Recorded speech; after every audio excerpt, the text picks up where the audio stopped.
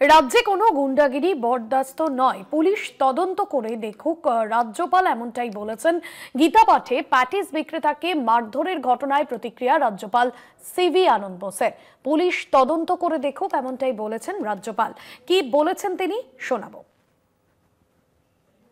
Let me take stock of the situation in consultation with the competent authorities in the government, then I will take a decision in the matter.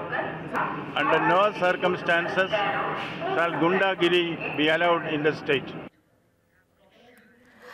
রাজ্যপাল জানিয়েছেন police তদন্ত করে দেখুক এমনটাই patties কাণ্ডে প্রতিক্রিয়া রাজ্যপালের। জগন্নাথ সামন্ত রয়েছেন ফুল লাইনে। জগন্নাথ, প্যাটিস বিক্রেতাকে মারধরের ঘটনায় রাজ্যপালের কি প্রতিক্রিয়া ছিল?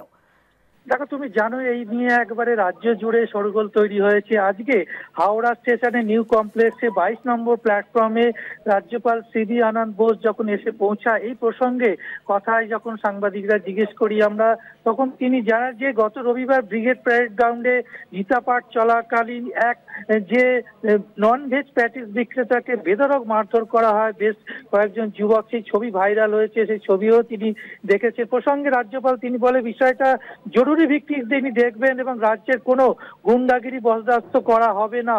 পুলিশ পুরো বিষয়টা তদন্ত করে দেখুন। অর্থাৎ এটা নিয়ে তিনি অন্তত গুরুত্বপূর্ণ ভূমিকা পালন করছেন যে এরকম একটা ঘটনা রাজ্যে কেন, কোনো ভারতবর্ষে কোনোদিন এই ঘটনা ঘটেনি, তার জন্য তিনি কড়া প্রতিক্রিয়া দিয়েছেন। পুলিশকে পূর্ণ তদন্ত করতে তিনি নির্দেশ দিয়েছেন। উত্তর 24 পরগনা খড়দাও বিএলওর বাড়িতে যে হামলা হয়েছে দুষ্কৃতী, সেই বিএলওর কি কেন্দ্রীয় বাহিনী নিরাপত্তা দরকার, সেই প্রসঙ্গে রাজ্যপাল পুরোপুরি বিষয়টা কর্তৃপক্ষের কাছে খোঁজ খবর দিতে বলেছে এবং তারপরে প্রশাসনকে নির্দেশ দিয়েছে যাতে প্রকৃত তদন্ত করা হোক এবং নজরদারি করতে। অর্থাৎ যে প্যাটিস কাণ্ডে নিয়ে রাজ্য জুড়ে দেশ জুড়ে যে শোরগোল পড়েছে সেটা নিয়ে তিনি কড়া প্রতিক্রিয়া দিলেন সিভি আনন্দ বোস রাজ্যপাল। একদমই ধন্যবাদ জগন্নাথ।